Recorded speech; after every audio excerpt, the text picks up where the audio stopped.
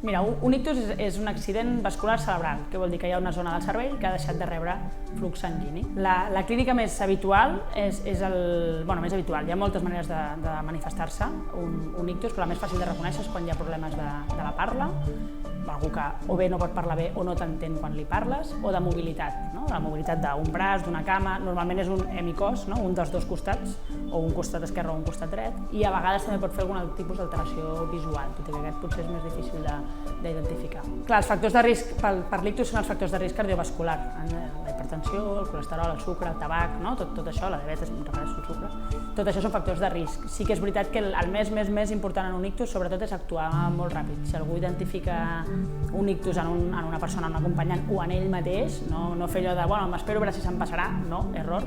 Un ictus és molt més fàcil tractar-lo i molt més eficient les primeres hores que no quan passa un temps.